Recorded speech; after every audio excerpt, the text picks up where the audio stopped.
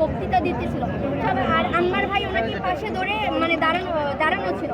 জাবের ভাই সবাইকে বলতেছিল যে সবাই শান্ত থাকুন, আমরা কোনো নির্দেশনা না দেওয়া পর্যন্ত আপনারা কোনো কিছু বিশৃঙ্খলা তৈরি করবেন না।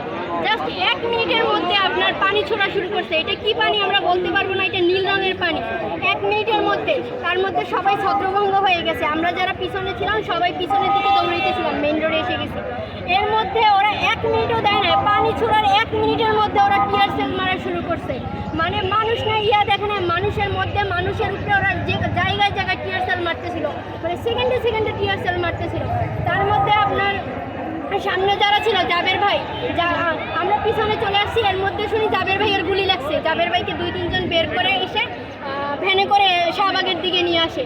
আর জুমা আপু, শান্তা আপু এদেরকে মহিলা পুলিশ দিয়ে টানা হেঁচড়া করে একদম রাস্তায় নামাই দিছে। ওদেরকে বুট দিয়ে পাড়াইছে, পানি মারছে, টিয়ার সেল মানে একটানা টিয়ার সেল মারতেছিল। যতক্ষণ ওইখানে লোক ছিল টিয়ার সেল মারতেছিল। তো আমরা সবাই মানে পিছন থেকে ছত্রভঙ্গ হয়ে দৌড়িতে শাহবাগের দিকে আসতেছিলাম।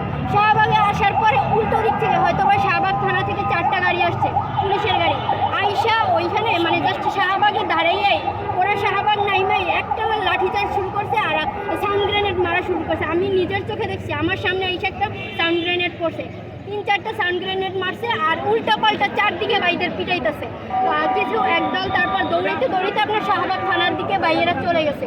তো আমার সামনে সাউন্ড গ্রেনেড পড়ছে, আমি পড়ে গেছি দৌড়াইতে গিয়ে। পরে আপনার শাহবাগের যে ফুলের দোকানের ভাইয়েরা আমাকে টেনে ওনাদের দোকানে ঢুকাই নিছে। তো ভাইদের অনেক প্রচণ্ডভাবে পিটাইছে, জামা কাপড় ছিঁড়ে ফেলছে, ধরে মানে 2-3 জনকে ধরে ওইদিকে নিয়ে গেছে। তারপরে সবাই ছত্রভঙ্গ হয়ে গেছে, কিছু আপনার রাজু ভাস্কর্যের দিকে চলে গেছে, এদিকে ওদেরকে দোকানে ঢুকে গেছে। তারপর ওরা অনেকক্ষণ প্রায় অনেক পুলিশ ছিল শাহবাগ থানার সামনে অবস্থান করছে। তারপরে আপনার ওইখান থেকে আবার অর্ধেক পুলিশের মতো